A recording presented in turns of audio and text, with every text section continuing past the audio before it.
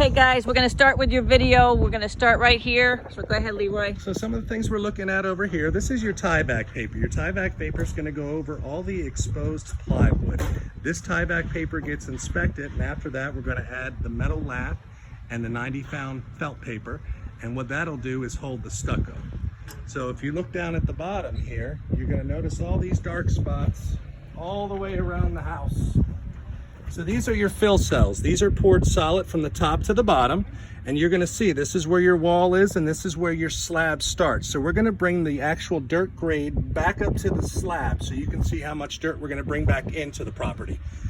We're gonna stucco all of this. So what we do is we kind of clear it all out to make sure we could stucco past the transition point all the way down. And that way we're gonna make sure that we have everything properly covered for water intrusion. This is your 4-inch sewer clean out. This goes back into the home.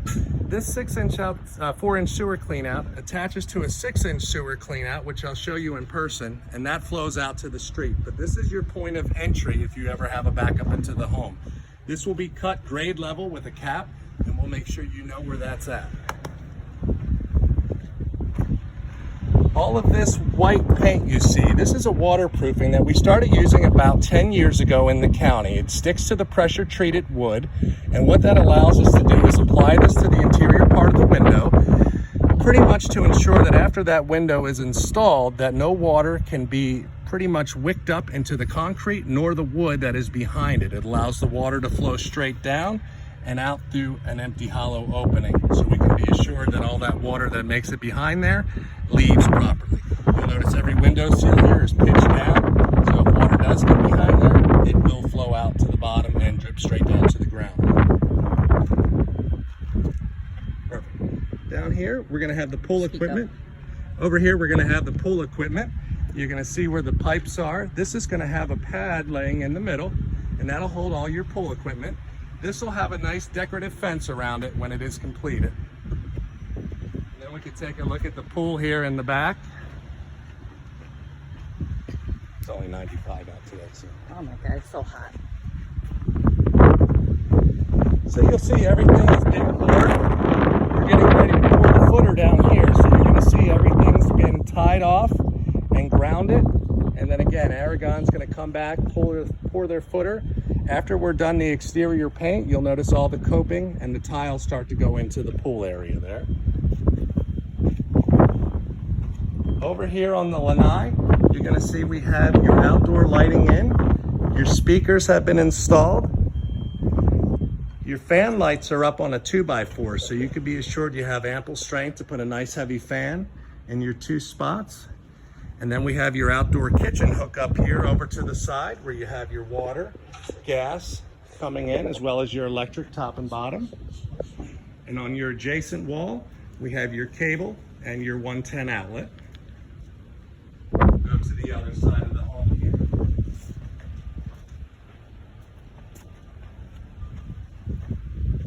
Miss Sue, be careful.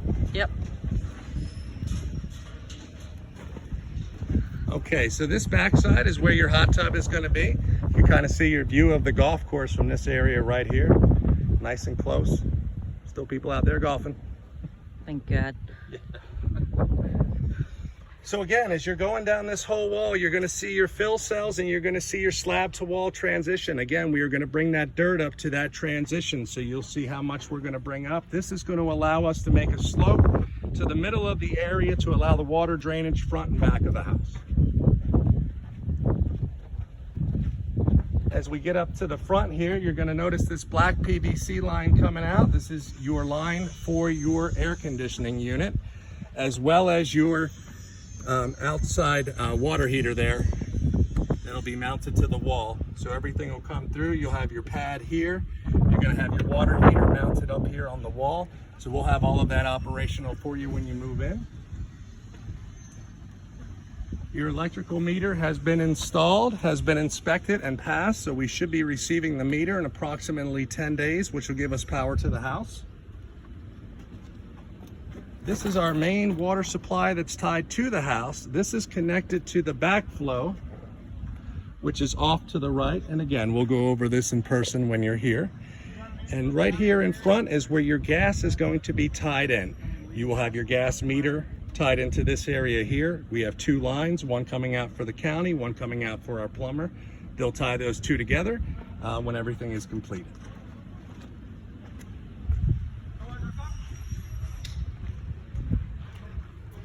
So coming into the house, we're in the garage. You're gonna see where we have the meter can coming in.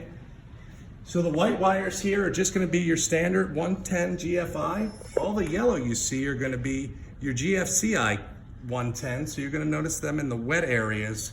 So as we go through the laundry, the kitchen, and the bathrooms, you'll notice the yellow. They all have the ground fault intercept. The orange is a 220 line going outside for your water heater. You have a black 220 line, which is gonna run to your stove and to your dryer.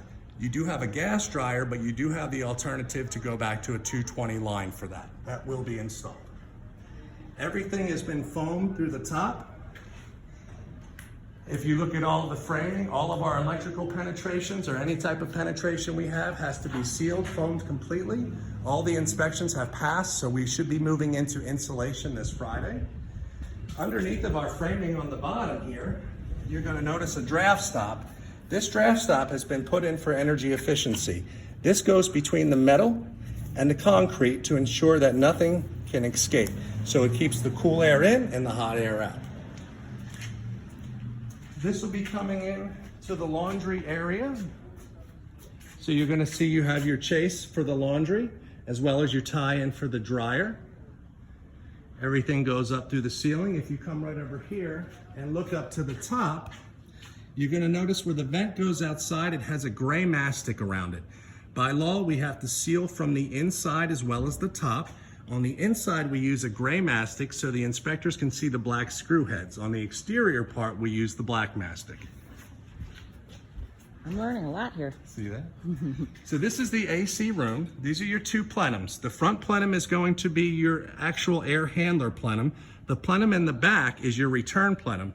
This plenum will come down for all the returns and tie into the other unit and come up through the bottom and filter. So just the way that system works, and we'll go in depth on that when you close, teach you a lot about the AC system. That's gonna be your lifeline down here in Florida. So coming into the hallway, we'll do the first bedroom. We have the standard closet. You're gonna have a 2-foot halogen bulb up at the top in there. Front bedroom here, you have the 4 can lights. And again, you're on a 2x4 in the middle. You're actually on the truss, so you have ample strength, nice for a nice heavy fan. And then you're gonna have your outlets around the bottom here. Beautiful. And then on this wall, we did your raised cable and 110 at the 50 inches, or 60 inches, I'm sorry. And then we have the bathroom behind it. All of our bathrooms use PEX piping. We use no more copper for any of the plumbing except for the shower heads themselves and the actual, just for the tub heads. So everything is PEX, underground and above ground. So you'll notice we have the white, which takes the place of the cold line, and then we have the red, which is your hot line. Again, we have the shower done. Niche is spray painted in the orange so we can be sure that gets cut out properly. Okay, we'll go out to the front.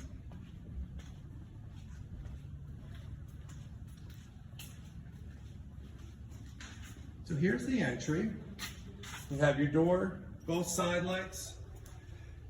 Pretty much we keep every sticker on here. Every window in your house, as well as the front door, have a different UV rating depending on which direction they're facing. So we leave those on there for the inspectors until the very end of the projects. You'll never notice a difference in the windows, but everything is based on the direction the window is facing, and the UV rating that is on it is going to change depending on that. So everything is set for your front door. All your framing, you have the cutout at the top. Again, you have the light. You're on a 2x4 here, so nice ample strength. And then we have the guest quarters here, so you're gonna have the pocket door. So remember there's a pocket door here, just so you're not hanging a picture and going through and screwing the door to the wall. The bathroom, which we talked about, so the water's still in there. And then this paper around here is called a Fortiflash paper. More or less, it is a tar paper. And the whole idea behind this is we're going to bring the door rock down past this area. So if any water is to get behind that door rock, it'll flow to a central location and back into the tub. Again, copper at the top and at the bottom, but nothing underground. All of your exhaust fans that you see here are going to be tied in, exhausting right to the outside, so we can be assured that everything goes to a proper location. So this will be the front bedroom. You'll have your 4 can lights, and again, you're on a 2x4. Now, all of the bedrooms come equipped with a smoke detector / carbon monoxide detector. Carbon monoxide detectors are going to have a woman's voice, pretty much to state that there's carbon monoxide in the air. These are critical areas, so you'll have them in all the bedrooms. All of the electrical, you'll notice, is run at the bottom, so you don't have to worry hitting anything inside the wall there. And then your fairing strips are about 16 inches on center across the whole way there. Beautiful. So we have our den opening here. So some of the crucial areas in the den. So Ms. Sue, if you come over this way, your far wall has a pipe coming up through it here. So just be assured that you remember in this video, the pipe is there. It's approximately 5 feet from the front wall to the middle. So just so you know that's there. And on the opposite side, we have a gas line coming down approximately 4.5 feet back from this front wall. So again, we just like to show you these so you know what's back there. This is the backing for your vent hood and cabinets on the other side, but just so you know what's back there. So again, you have your can lights installed, you have your return, and you have your AC supply above us, and you have the nice wide den opening here. For the dining room light, we have your new measurements, so we'll get those adjusted immediately for you and have that set proper location for you there. Kitchen area. So who has a yellow hard hat? That's my yellow hard hat. So everything in the kitchen area here, all the wood you see up there is all the backing for your cabinets. All the yellow you see is what we discussed in the garage. That's all the GFI wires coming down into the back. You'll notice over there where it says 3196 on the wall, that is your 220 line coming out for your stove. And at the bottom here, you're gonna have your PEX piping, your blue and your red. And then we're gonna have the hookup for your fridge over on the left side. So you'll notice there's 3 lines on there. One is gonna be for your actual dishwasher. And then again, all the water lines have been installed. And then on the windows here, just to the close up, these are your UV ratings. So you can just see that pretty much every window is gonna be a little bit different, like I said, depending on the direction it faces. Can lights are in, and then we have pretty much the 3 lights at the top there. Yeah, let me get a picture of that.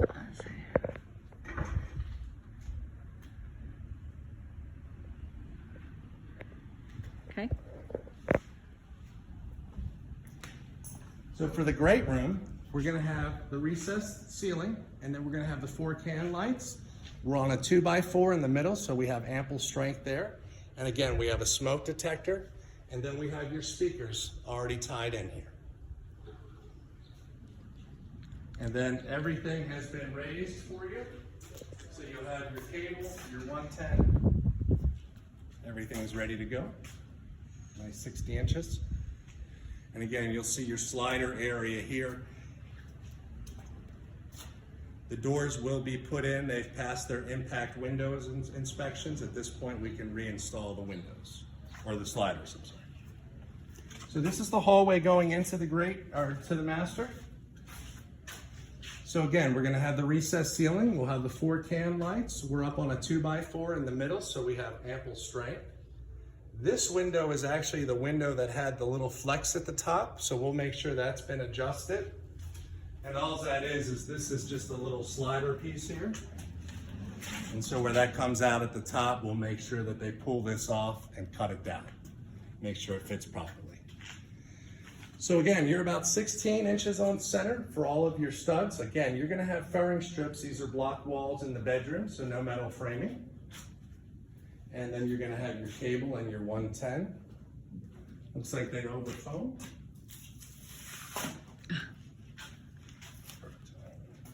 the hole. All right, so this is going to be the master bath. So again, you're going to have your controls to the right, your shower head, you'll have the slide bar here, and then the other head up top. So you'll have the 2 shower heads. One will be on the bar. And then you have everything cut down. Your transom window at the top. 2 lights over the shower. Again, you'll see the exhaust running out through the soffit area there, so you know it's truly exhausting out of the home. We'll have the his and her sinks, both lights up top, and then the plumbing coming down at the bottom. Perfect. And then over here we have the master bath, or I'm sorry, master closet, master toilet.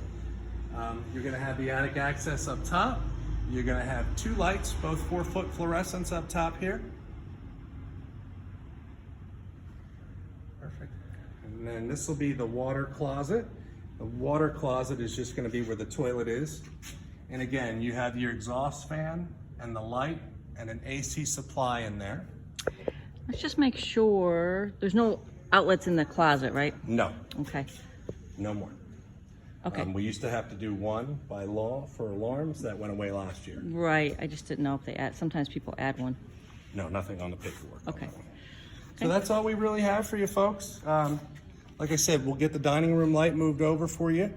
And then any questions or concerns, just keep up on Sue and I, and we'll make sure everything's addressed in a timely manner.